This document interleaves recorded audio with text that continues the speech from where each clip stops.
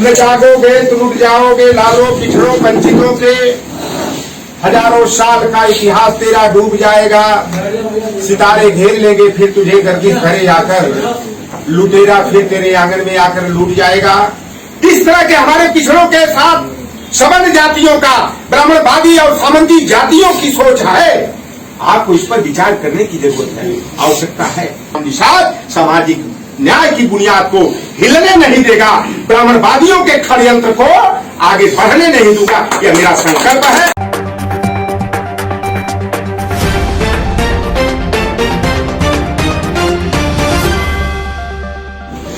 न जागोगे तो लुट जाओगे लालो पिछड़ों वंचितों के, हजारों साल का इतिहास तेरा डूब जाएगा। सितारे घेर लेंगे फिर तुझे गर्दिश भरे आकर, लुटेरा फिर तेरे आंगन में आकर लूट जाएगा। मैं सामाजिक न्याय के प्रणेता क्रांति सूर्य ज्योतिबा फूले जी, सामाजिक न्याय के जन्मदाता कोल्हापुर रियासत के रियासतदार छत्रपति साहू जी महाराज जी, सभी वर्ग संप्रदाय की बहन बेटियों को शिक्षा का अधिकार दिलाने और देश की पहली शिक्षिका माता सावित्रीबाई फुले जी, डॉक्टर फातिमा शेख जी, आज जिस महापुरुष की जयंती के अवसर पर हम लोग यहाँ पर उपस्थित हैं और यहाँ जितने लोग यहाँ उपस्थित हैं मंडल की दौड़ की उपस्थित के हैं अधिकांश लोग। परम पूज्य बिंदेश्वरी प्रसाद मंडल जी 100 में 90 शोषित है, 90 भाग हमारा है। पहली पीढ़ी गोली खाएगी, दूसरी पीढ़ी जेल जाएगी, तीसरी पीढ़ी शासन सत्ता की भागीदार बनेगी।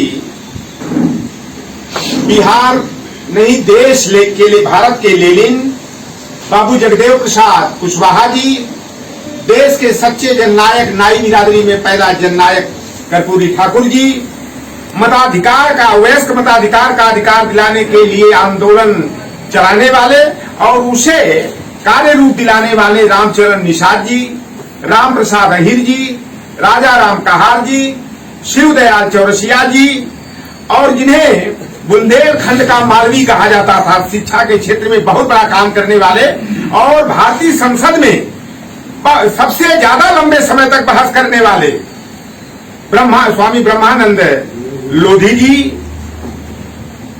को नमन करते हुए नमन करता हूं आज की सच्ची वीरांगना बहन फूलन देवी जी।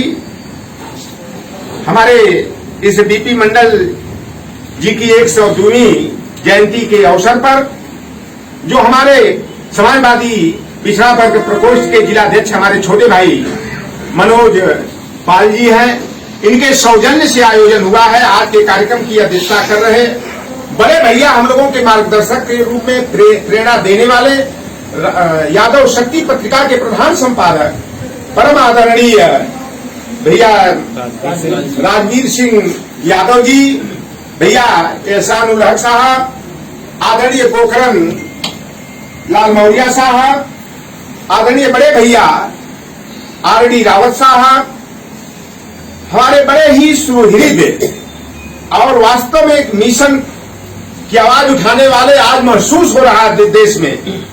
उमाशंकर यादव हो, मनोज यादव हो, चौधरी लौटर राम निषाद की तिकड़ी हो, आप देश में जो हवा चल रही है कि आज करोड़ों लोग एक अदना गरीब गुरबा समाज के भाई चौधरी लौटर राम निषाद के साथ जो है चलने की आवाज उठा रहे हैं। हमारे भाई ज्ञान सिंह यादव जी, हमारे छोटे भाई बबलू लोधी जी जो रायबरेली का जिलाध्यक्ष में नामित किया था, मैं अपेक्षा भी करूंगा अपने नेतृत्व से कि हमारे मनोज पाल जी हो, चाहे बबलू लोधी जी हो, चाहे रामकिशन जी अभी चले गए, ये लोग अपने पद पर कायम रहे, क्योंकि मैं बड़ा विभिन्न तरीके के फूलों को सजाकर एक बहुत ही सुंदर मैंने गुलदस्ता तैयार किया था अपनी माइक्रो सोशल इंजीनियरिंग के तहत। यहाँ हमारे भतीजा है रवि प्रकाश यादव जी हैं, हमारे अन्नू जी हैं, हमारे भैया आप बाबा गंगादास जी का नाम सुने होंगे, उनके आप भतीजे हैं, हमारे पड़ोसी हैं, हमारे प्रति बड़ी श्रद्धा और आस्था आप रखते हैं। यहाँ पर जो भी उपस्थित हमारे बड़े भाई हैं, हमारे छोटे अनुज हैं, मैं आप सभी का हार्दिक अभिनंदन वंदन एवं स्वागत करता हूँ। मैं बात ज्यादा बीपी मंडल जी पर कुछ लोगों ने प्रकाश डाला। बीपी मंडल जी का जन्म जो है आज ही की तारीख को 1918 में मुरहो स्टेट के बहुत बड़े जमींदार परिवार था और उनके पिताजी वाराणसी में स्वास्थ्य लाभ ले रहे थे। उसी समय जिस दिन ये पैदा हुए इनके पिताजी दूसरे दिन एक्सपायर हो गए। यह दुर्भाग्य रहा। बीपी मंडल जी बिहार जैसे वो तो आप इतनी 4 साल तक न्यायाधीश भी रहे 1948 से लेकर 1952 तक, और 1952 में पहला ही चुनाव लड़े और सदन के सदस्य बने। जब ये बिहार के मुख्यमंत्री बने, हमारे भतीजे ने बात अभी चर्चा किए थे कि बरौनी रिफाइनरी से तेल रिसकर गंगा नदी में चला गया, तो एक रासायनिक अभिक्रिया यह है कि जल और तेल में जब घर्षण होता है तो आग लग जाती है, स्वाभाविक तौर पर लग जाती है। और कांग्रेस का बहुत ही बड़ा नेता और जातिवादी नेता पंडित विनोदानंद झा ने भरी सदन के अंदर कहा था कि जब ननजतिया और सुद्रवा राजा बनी है, प्रदेश का मुख्यमंत्री बनी है, तो गंगा जी में अगिया लगबे न करी। आज एक काका कालेलकर की बात हो रही थी। काका कालेलकर आयोग का गठन, ये ब्राह्मण जाति के थे काका कालेलकर, नगपुरिया वही चित्तपावन ब्राह्मण समाज के कोंकणी ब्राह्मण, इनकी अध्यक्षता में गठन हुआ था 1953 में। 1955 में रिपोर्ट सौंपी गई और रिपोर्ट जब पंडित जवाहरलाल नेहरू के सामने प्रस्तुत किए, कहें क्या क्या आप रिकमेंडेशन किए हो, तो उन्होंने बताया कि 40% इनको क्लास 1 में, मेडिकल में, इंजीनियरिंग में इतना प्रतिशत, फोर्थ क्लास में 25%, इस तरह के रिकमेंडेशन। तो उन्होंने पंडित नेहरू ने कहा, अरे भाई, अरे जिस समाज के तुम हो उनके लिए क्या लिखे हो। तो उन्होंने कहा था कि पिछड़े वर्ग के लिए आपने जांच पड़ताल करने की सिफारिश दिया था। तो कहना क्या है कि तुम अनुमोदन भी कर दिया होगा। कहना कि देखिए, रिपोर्ट तो जो सच्चाई थी मैंने तैयार कर दिया, लेकिन दस्तखत मैं इस पर नहीं करूंगा। दस्तखत मुझे करने में मेरा डगमगा जा रहा है दिल। और पंडित ने फिर उसके बाद लोग मांग उठाए, हमारे पिछड़े वर्ग के लोग। तो 1961 में कांग्रेस की सरकार ने कहा कि भाई राज्य सरकारें इस पर निर्णय ले सकती हैं, केंद्र सरकार नहीं इसे लागू करेगी। 1977 का दशक जब जनता पार्टी बनी और उसमें एजेंडा में था इनके चुनाव घोषणा पत्र में, और यही जनसंघ जो भाजपा का बाप जो जनसंघ था उसका विलय हो गया था जनता पार्टी में। और उस समय जब ये बात उठाई गई कि मंडल कमीशन की रिपोर्ट लागू हो, तो यही जनसंघ पंडित अटल बिहारी वाजपेयी ने कहा था कि मंडल कमीशन की रिपोर्ट काका कालेलकर आयोग की रिपोर्ट लागू नहीं होनी चाहिए, नहीं तो मैं इस सरकार को गिरा दूंगा। लेकिन दबाव पड़ा जब पिछड़े वर्ग के लोगों का, और मोरारजी देसाई कुछ विचार कर रहे थे। जनसंघ के 94 जो जनसंघ समर्थित सांसद थे, उन लोगों ने जनता पार्टी की सरकार से अलग हो गए, सरकार जो है अल्पमत में आ गई। लेकिन उसके पहले ये भी बात आ गई थी कि भाई ये तो बहुत पुरानी रिपोर्ट है, क्योंकि पंडित मोरारजी देसाई भी ब्राह्मण थे, गुजराती ब्राह्मण थे। हुआ कि नहीं, एक नया कमेटी बने और आपके महानायक बीपी मंडल जी की अध्यक्षता में जो है 1 जनवरी 1979 को जो है मंडल आयोग का गठन किया गया, जिसने 31 दिसंबर 1980 को अपनी रिपोर्ट तत्कालीन राष्ट्रपति यानी जैल सिंह को सौंपा। 1982 में चर्चा भी चली, लेकिन आरएसएस के लोगों ने जो है इंदिरा गांधी पर दबाव डाला कि ऐसा नहीं होना चाहिए, क्योंकि 1980 में कांग्रेस को समर्थन भी दिया था आरएसएस ने इस आधार पर कि मंडल कमीशन की रिपोर्ट लागू नहीं करना है। 1985 में राजीव गांधी को समर्थन दिया जब इंदिरा गांधी की मौत के बाद चुनाव हुआ था कि मंडल कमीशन की रिपोर्ट नहीं लागू होनी चाहिए। लेकिन 1979 में जब जनता पार्टी की वाम मोर्चा के सहयोग से, भाजपा भी उस समय इनके साथ मिलकर के चुनाव लड़ा था, जब हमारे नेता माननीय मुलायम सिंह यादव जी, लालू प्रसाद यादव जी, शरद यादव जी का दबाव पड़ा, तो 7 अगस्त 1990 को मंडल कमीशन की रिपोर्ट लागू करने का विचार आगे बढ़ा। और 13 अगस्त 1990 को जब मंडल कमीशन की रिपोर्ट लागू हुई, अधिसूचना जारी हुई, तो हमें तो उस समय हम लोगों ने देखा था कि जब 1987 में वीपी सिंह जी ने वो तो सौदे के मामले में घोटाला का आरोप लगा करके वित्त मंत्री पद को लात मार करके अलग होकर राष्ट्रीय मोर्चा बनाए थे, तो बड़ी जाति के सामंती लोगों ने नारा दिया था कि राजा नहीं फकीर है, देश की तकदीर है। और जब 13 अगस्त 1990 को मंडल कमीशन के तहत हम पिछड़े वर्ग के 52% लोगों को उस समय मंडल कमीशन की सिफारिश के आधार पर जब 27% आरक्षण मिला, तो नारा बदल गया, राजा नहीं रंक है, देश का कलंक है, मान सिंह की औलाद है। और हमने तो बनारस में उस समय में बीए सेकेंड ईयर का स्टूडेंट था। मैंने बनारस की गलियों में इंग्लिशिया लाइन हो, जिगरा हो, मलदहिया हो, चाहे तेलियाबाग हो, जगतगंज हो, मैंने देखा कि गाय के ऊपर, सुअर के ऊपर, गरहा के ऊपर, सांड के ऊपर पन्नी पर चिपका करके लालू प्रसाद यादव, मुलायम सिंह यादव, शरद यादव, रामविलास पासवान और नीतीश कुमार के नाम की पट्टियां चिपकाई जाती थी। मेरे सम्मानित साथियों, वो मंडल की दौड़ को देखा गया। गाय भैंस के ऊपर इस पन्नी को चिपकाने का मतलब हमारे जो नायक, सामाजिक न्याय के लड़ाई लड़ने वाले लोग, उन्हें गाय भैंस, सुअर, गरहा और सांड समझा गया। आज भी हमारे पिछड़े वर्ग की विडंबना है कि आज जो है कि हम मंडल को नहीं जानते हैं। हम जिस पार्टी में हैं, हमारी पार्टी के बहुत सारे बड़े नेता तथा कथित हैं, वह मंडल के बारे में नहीं जानते हैं। वाली तमीन साहब, मंडल, हु वाज द मंडल? यह विडंबना है कि मंडल जी ने जिनके लिए संघर्ष किया, जिनकी बुनियाद पर आज हमारे लोग नौकरियों में जा रहे हैं, डॉक्टर, इंजीनियर, आईएएस, आईपीएस बन रहे हैं, लेकिन आज हमारे समाज के नेता बीपी मंडल जी को याद नहीं करते, बीपी मंडल जी को नहीं जानते कि यह कौन है। और बीपी मंडल जी एक जाति के प्रतीक नहीं है, बीपी मंडल जी सारे जमात के प्रतीक हैं, जो ओबीसी के अंतर्गत जातियां आती हैं, हिंदू हो या मुसलमान, पिछड़ा पिछड़ा एक समान, चाहे लोहार पार सुनार हो, तेरी तमुड़ी भरई हो, बारी हो, नाई हो, धोबी हो, कुचरा हो, कसाई हो, फकीर हो, जुलाहा हो, गद्दी हो, घोसी हो, मनिहार हो, शेख बिस्ती हो, चाहे यादव, कुलमी, काछी, जाट, कुशवाहा, मौर्य, लोधी, किसान हो, ये सारे जातियों के नायक माननीय बीपी मंडल जी हैं। और हम जब तक जाति खांचे से बाहर निकल करके जमात और वर्ग के खांचे में नहीं फिट करेंगे, ओबीसी के नटबोल्ट को नहीं कसेंगे, तो लोग ही मारा जाएगा। कल निषाद की बारी आएगी तो तीसरे दिन मौर्य भी खरसान पर चढ़ जाएगा। इसलिए हमें वर्गीय चेतना जागृत करके समाज को वर्ग की, जमात की धारा में हमको बहवाने की जरूरत है। और आज के दौर में हमारे नेता माननीय अखिलेश यादव जी, बताइए, आर्मी की स्कूल में पढ़े, ऑस्ट्रेलिया से एमटेक की डिग्री लेकर आते हैं। उनके पिता हम लोगों के नेता माननीय मुलायम सिंह यादव जी, जो इंटर कॉलेज में अंग्रेजी के प्रवक्ता रहे, किसी हरवाहे चरवाहे नहीं रहे, और नेताजी प्रदेश के 3 बार मुख्यमंत्री बने। उस दिन हम लोगों का और जो जाति दंश होता है, उस दिन हम लोगों को महसूस हुआ कि 20 मार्च 2017 हमारे पिछड़े वर्ग के लिए, दलित वर्ग के लिए सामाजिक अपमान दिवस के रूप में दिखाई दिया कि जब हम पिछड़े वर्ग के लोग अपने जाति को, जैसा हमारे उमाशंकर भैया ने बताया कि अपने अपनी जाति का मुख्यमंत्री बनाने के चक्कर में हम लोगों ने अखिलेश यादव जी को चुनाव हरा दिया। और जो मंडल की विरोधी भाजपा है, भाजपा वालों को बड़े सस्ते में हमने सत्ता सौंप दिया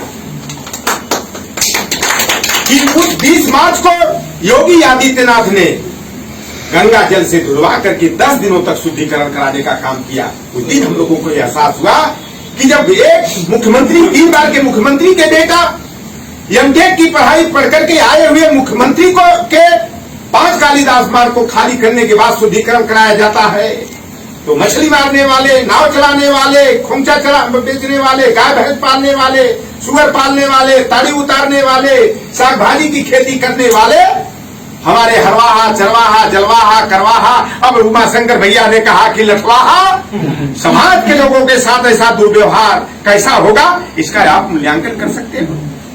यही 2019 का लोकसभा का चुनाव चल रहा था। वरुण गांधी अपनी मां का चुनाव प्रचार करने सुल्तानपुर में आता है और वो अपनी जाति भावना को परिलक्षित करता है कि जो 20 बरस 25 बरस पहले सैफई में गोबर के कंडे बनाया करते थे, आज करोड़ों की गाड़ियों में घूम रहे हैं, बड़े बड़े बिल्डिंगों, फ्लैटों में रह रहे हैं। और यही जोगी जिन मुख्यमंत्री हैं, गए थे मैनपुरी में प्रचार करने के लिए। मैं भी मैनपुरी में नेताजी का प्रचार करने के लिए गया था। और योगी आदित्यनाथ ने कहा कि अगर संविधान नहीं होता तो अखिलेश यादव किसी जमींदार के यहाँ हरवाही चरवाही कर रहे हो। इस तरह के हमारे पिछड़ों के साथ सवर्ण जातियों का, ब्राह्मणवादी और सामंती जातियों की सोच है। आपको इस पर विचार करने की जरूरत है, आवश्यकता है। बाबू जगदेव प्रसाद कुशवाहा जी 100 में 90 शोषित है, 90 भाग हमारा है के नारा दिए थे। और बाबू जगदेव प्रसाद कुशवाहा को इंदिरा गांधी के कार्यकाल में ब्राह्मणों ने, ब्राह्मण एसपी ने, ब्राह्मण सीईओ ने इतनी बुरी तरह लाठियों से चौराहे पर पिटाई किया, पैर को रस्से में बांधकर कमांडर गाड़ी से 3 किलोमीटर तक घिसवाया और पानी पानी कर मांगने लगे। तो हमारे नायक के मुंह में पेशाब कर दिया गया है। इन लोगों के बलिदानों की देन है कि आज हम आप बोल रहे हैं, चाल रहे हैं, सम्मान से जी रहे हैं और सम्मान और हक हिस्से की बात कर रहे हैं। ये राम मनोहर लोहिया ने भी कहा था एक बार कि समसोबा ने बाधी गांठ पिछड़े पावे 100 में 7 और 100 में 7 हमारा है, बाकी में बंटवारा है। अब क्या होना चाहिए? कांग्रेस ने जनगणना ओबीसी की जातिगत आधार पर कराने की का संकल्प 2010 में लिया था, लेकिन 2011 की जनगणना में ओबीसी की जनगणना नहीं करा गई। हम लोगों के शर्म की बात है कि हम लोगों को ये क्या समझते हैं, कीड़ा मकोड़ा समझते हैं कि एससी की जनगणना रिपोर्ट उजागर कर दिया, एसटी की कर दिया, धार्मिक अल्पसंख्यक सिख ईसाई बौद्ध जैन मुसलमान की कर दिया, यहाँ तक कि रेसलर की कर दिया, हिजड़ों की कर दिया, दिव्यांगों की कर दिया, लेकिन पिछड़ों की जनगणना उजागर करने में यही मोदी जी ने किया था। 15 जून 2016 को तो पिछवाड़ा गीला होने लगा। ओबीसी की जनगणना रिपोर्ट उजागर नहीं की गई। पूर्व गृह मंत्री राजनाथ सिंह ने 2018 में विधिवत जो है आरजीआई की जनगणना आयुक्त की और उस विभाग के अधिकारियों कर्मचारियों की मीटिंग में कहे थे कि 2021 में स्पेशली ओबीसी की जातिगत जनगणना कराई जाएगी, लेकिन जब परिपत्र लाया गया है जो उसमें एससी एसटी का कॉलम है, धार्मिक अल्पसंख्यक का कॉलम है, लेकिन ओबीसी का कॉलम नदारद है। ये भाजपा के लोग घड़ियाली की गणना कराते हैं, डाल्फिन की कराते हैं, भालू की कराते हैं, लेकिन ओबीसी की जनगणना कराने में इनकी मैया मर जा रही है। आखिर ओबीसी की जनगणना कराने में कौन सी राष्ट्रीय क्षति हो जा रही है? जिसकी जितनी संख्या भारी उसकी उतनी हिस्सेदारी। केवल कहने से काम नहीं चलेगा। हमें अपने घर में, परिवार में, समाज में भी इस बुनियाद को मजबूत करना पड़ेगा। हकमारी जो करेगा हकदारों का, वह ज्यादा दिन तक टिक नहीं पाएगा। इस पर हमको आगे बढ़ना होगा। और 2021 में आज की तो भाजपा की सरकार चाहे प्रदेश की हो, देश की सरकार भी नकार दी, लेकिन हम लोग तो चाहते हैं जिस पार्टी में हम लोग ज्यादा आस्था रखने वाले लोग हैं, समाजवादी पार्टी की सरकार अगर 2022 में बने तो ओबीसी की स्पेशली जातिगत जनगणना हो, एससी की हो, एसटी की हो, सवर्णों की हो, और सवर्णों की, हिंदू सवर्णों की जितनी संख्या हो, हम लोग तो दाता है, हम लोग 2% 3% ज्यादा दे देंगे। कि तुम्हारी कितनी जनसंख्या है, 2-3% 4% इन दाताओं से ले लो, इन उत्पादक वर्गों से ले लो। एक बड़ी विडंबना होती है, मुझे कष्ट होता है कि जितना इलेक्ट्रॉनिक मीडिया चल रहा है, चाहे जी न्यूज हो, न्यूज नेशन हो, आज तक हो, मैं तो 4 दिन पहले सुनते सुनते मेरा कान पक गया। ब्राह्मण 14%, ब्राह्मण 16%। अरे बेईमानों, ये उत्तर प्रदेश में ऐसा हुआ खड़ा कर दिया है कि सारे दल, चाहे भगवाधारी हो, चाहे मंडलवादी कहने वाले हो, चाहे बहुजनवादी कहने वाले हो, सब लोग डोरा डाल रहे हैं कि अगर अगली सरकार बनेगी तो ब्राह्मणों के सहयोग से बनेगी। अब आ जाओ, असलियत पर आ जाइए आप कि 2001 में सामाजिक न्याय समिति बनी थी, तो 2001 में मुख्यमंत्री इस प्रदेश का कौन था? क्या अखिलेश यादव थे? क्या मुलायम सिंह यादव जी थे? क्या मायावती जी थी? कोई पिछड़ा था? कोई दलित था? राजनाथ सिंह मुख्यमंत्री थे और राजनाथ सिंह ने सामाजिक न्याय समिति बनाया था और उस रिपोर्ट के आधार पर 54.05% ओबीसी की संख्या है, 0.06% एसटी की और 24.94% एससी की। और सवर्णों की आबादी, सामान्य वर्गों की आबादी 20.95%। 20.95%। तो यह केवल ब्राह्मण, ठाकुर, भूमिहार, कायस्थ, त्यागी और जैन परिवार की आबादी नहीं थी, उसमें शेख, सैयद, अरसद, पठान, मुगल भी था। क्यों ऐसा अनुराग भैया? तो इन पठानों की, शेख सैयदों की, इन मिल्कियों की आबादी कै % होगी आप बता दो? 5% होगी? 2%। 98% ओबीसी मुसलमान, 38 बिरादरी ओबीसी। चलिए हम वो मानते हैं। अरे आप 15 मान लीजिए। 21 में, यानी नियर अबाउट 21 में 5% शेख, सैयद, अरसद, पठान, मुगल और मिल्की, नहीं मिल्की वो तो अलग हो गया, अब छोड़िए। 5% डे निकल गया। तो राजपूत का प्रतिशत होगा, जैन का प्रतिशत होगा, अग्रवाल, कंसन, बलसन, चायल, तायल, नायल कितना होगा, भूमिहार और त्यागी का प्रतिशत होगा, कायस्थ का प्रतिशत होगा। यानी कि 14% जब ब्राह्मण हो गया तो क्या इन सवर्णों की आबादी 2% है? यह सवाल खड़ा होता है।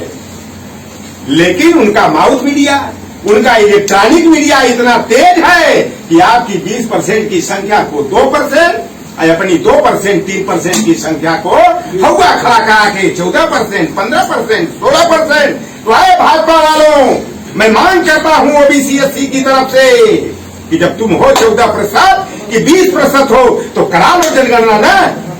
क्यों जनगणना कराने से ओबीसी की भाग रहे हो? ओबीसी की जनगणना करा दो। एससी एसटी की तो होती ही है, धार्मिक अल्पसंख्यक की होती है। जब ओबीसी की हो जाएगी तो पर्दाफाश हो जाएगा, दूध का धुला सामने आ जाएगा कि सवर्णों की आबादी कै % है। और ले लो आरक्षण, जनसंख्या के अनुपात में आरक्षण ले लो, और हम पिछड़े दलित वर्ग के लोग खुशी खुशी 2-3% तुमको वेटेज भी दे देंगे।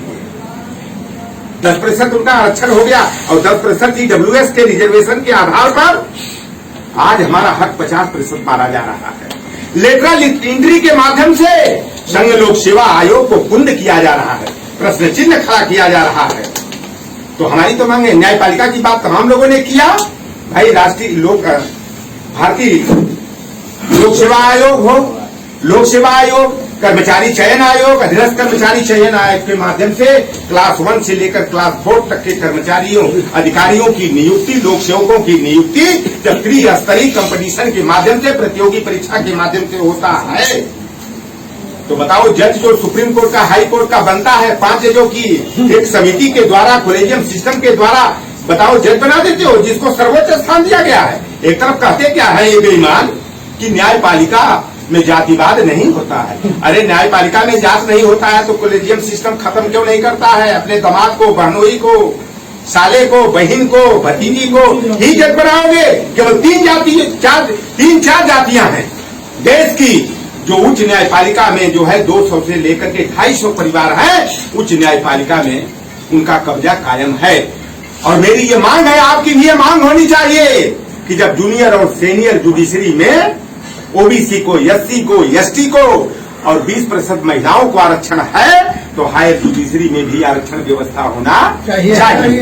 और जब तक न्यायपालिका में हमारा प्रतिनिधित्व नहीं होगा तो न्यायपालिका के आड़ में यह संघ द्वारा संचालित नियंत्रित सरकारों के द्वारा हमारे आरक्षण को, हमारे हक हिस्से को मारा जाएगा। यह लड़ाई तेज होनी चाहिए। और मेरे सम्मानित साथियों, कर्पूरी ठाकुर जी की भी बात है, कितना दम से लोगों ने झेला। बीपी मंडल जी के साथ कैसा दुर्व्यवहार हुआ। जब अभी 4 बरस पहले जब हमारे नेता माननीय अखिलेश यादव जी के साथ ऐसा दुर्व्यवहार हो सकता है तो हम आपके साथ कैसा दुर्व्यवहार होगा। जातिवाद का दंश हम लोगों ने तो बचपन में झेला था, उसे देखे।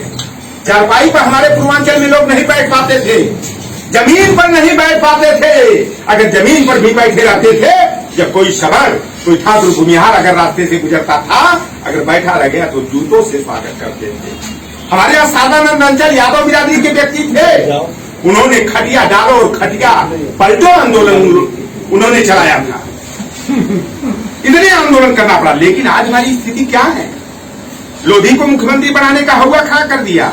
कहीं केशव प्रसाद मौर्य को किया, कहीं धर्मपाल सिंह लोधी को किया, कहीं उमा भारती को किया, कहीं स्वतंत्र देव सिंह और संतोष गंगवार को किया। निषादों में गए तो साध्वी निरंजन ज्योति का नाम ले लिया।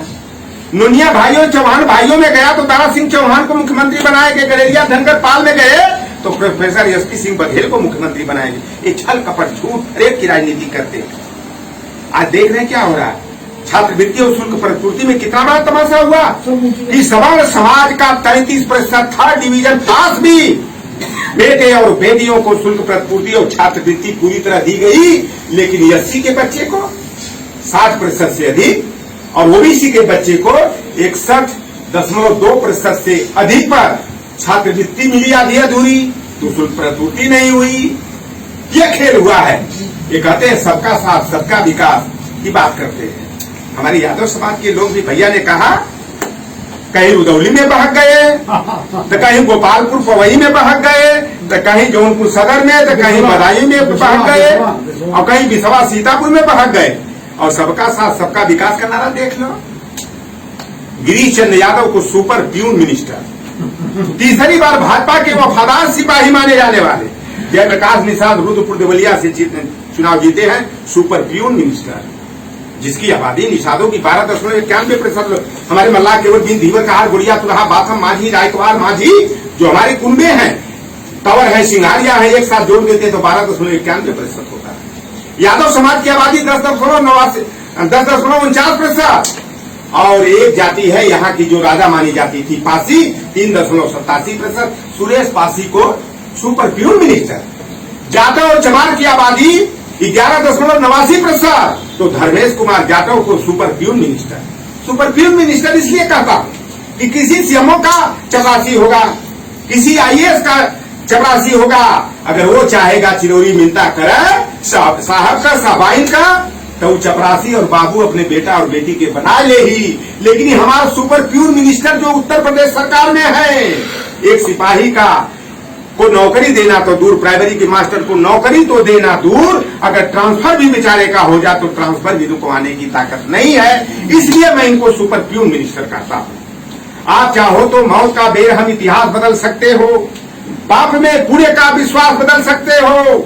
अरे मेरे पिछड़े दलित वंचित समाज के लोगों, यदि आप अपनी ताकत को पहचान लो तो धरती है आकाश बदल सकते हो। तो पिछड़ों में जब तक नादानी रहेगी, फतेहाल में जिंदगानी रहेगी, उठा लो उन्हें भी जो तुमसे जुदा हैं, यही एकता की निशानी रहेगी, यही एकता की निशानी रहेगी। मेरे सम्मानित साथियों, चौधरी लौटर राम निषाद की पहचान आज से नहीं। चौधरी लौटर राम किसी बैनर से पहचान अपनी नहीं बनाया।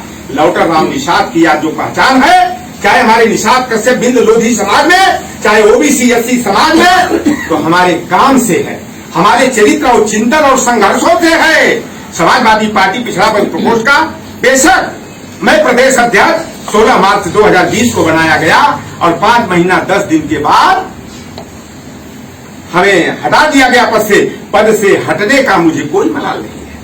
मैं समाजवादी पार्टी का वफादार सिपाही हूं। हम लोग 2022 में माननीय अखिलेश यादव को प्रदेश का मुख्यमंत्री पूर्ण बहुमत की सरकार बनाना चाहते हैं उनके नेतृत्व में। आज हमें इतना खुशी मिली। कल थोड़ा समय के लिए उमाशंकर भैया हम लोग बैठे थे, चिट्ठी जब देखा कि एक निषाद को दरकिनार करके हमारे घर में बंटवारा करने के लिए, भाई में भाई विभेद की भावना पैदा करने के लिए ना पता किस सलाहकार ने निर्णय दे दिया कि डॉक्टर राजपाल कश्यप को बना दिया गया। जिस निषाद मल्लाह केवट बिन धीवर कहार गोरिया तुलहा बासम माझी रायकवार लोधी किसान को मैंने एक साथ जोड़ने का प्रयास किया और हजारे बेटी रोटी का रिश्ता हमने कराया, चौधरी लौटर राम निषाद ने कराया। लेकिन आज मैं सोशल मीडिया पर देख रहा हूं, लोग कह रहे हैं कि जिस तरह से सुग्रीव को आगे करके बाली की हत्या कर दी गई, लौटर राम निषाद बाली की हत्या डॉक्टर राजपाल सुग्रीव मान लेते हैं, फिर ये कर दी गई। ये हमें इसका दुख नहीं है बिल्कुल। मैं निष्ठा लगन ईमानदारी से, मैं एक समाजवादी पार्टी के कार्यकर्ता की हैसियत से मैं जैसे हम काम करते रहे करेंगे। और सुबह मुझे बार बार हमारी बेटियां पत्नी करें खाना खा लीजिए, ये है ठंडा ना हो जाए खाना। लेकिन आज मुझे इतनी खुशी मिली कि हमें 1 2 लाख लोगों का नहीं, कई करोड़ लोगों का, केवल यूपी ही नहीं, मध्य प्रदेश, बिहार, बंगाल और सिंगापुर देख रहा हूं। जिनका और सिरजा देख रहा हूँ, अरब कंट्री में देख रहा हूँ, लोग खेत प्रकट कर रहे हैं कि लौटर राम निषाद को, और लौटर राम निषाद हम लोग आपके साथ हैं, तन से, मन से, धन से। तो लौटर राम का इतनी खुशी हो गई, और खुशी में ऐसा लगा कि मेरा पेट बिल्कुल भर गया, मेरी प्यास खत्म हो गई। और आज भी मैं संकल्प है डीपी मंडल जी की जयंती पर कि चौधरी लौटर राम निषाद सामाजिक न्याय की बुनियाद को कमजोर करने का काम नहीं करेगा, सामाजिक न्याय की जड़ों में मट्ठा घोलने का, गर्म पानी डालने का काम नहीं करेगा। मैं जान दे दूंगा उस कौम के लिए जिस कौम में चौधरी लौटर राम निषाद का जन्म हुआ है। लेकिन चौधरी लौटर राम निषाद निज स्वार्थ के लिए बिकने का, हिलने का काम नहीं करेगा। मेरे हराबा के लोगों, मेरे मेहनत कर के लोगों, चौधरी लौटर राम निषाद को ये पद चला गया, कोई मलाल नहीं। अगर लौटर राम निषाद को पिछड़ों के, दलितों के, अकलियतों के मान सम्मान के लिए अगर चौधरी लौटर राम निषाद को बलिदान भी होना पड़ेगा, बाबू जगदेव प्रसाद कुशवाहा की तरह अपने जान की भी बाजी लगाना होगा, तो चौधरी लौटर राम निषाद सामाजिक न्याय की बुनियाद को हिलने नहीं देगा, ब्राह्मणवादियों के षड्यंत्र को आगे बढ़ने नहीं दूंगा। यह मेरा संकल्प है। मेरे कहने में जो त्रुटि हुई होगी क्षमा करेंगे। हम गरीब, हम पिछड़ल बानी, ई भयभूत मिटावे के हुई, और कुछ पावे खातिर के राहुल, कुछ न कुछ हरावे को ही, कुछ पाना है तो कुछ खोना पड़ेगा। एकता को कायम करना होगा, जातिवाद मिटाना होगा, वर्गीय संवेदना अपने अंदर पैदा करके पिछड़े, दलित, वंचित, अकलियत समाज के मान सम्मान, अधिकार, हक, हकूक के लिए हम सबको कंधा से कंधा मिलाकर के आगे बढ़ना होगा। जय मंडल, जय भीम, जय कर्पूरी, जय बाबू जगदेव प्रसाद कुशवाहा, जय भारत, जय संविधान।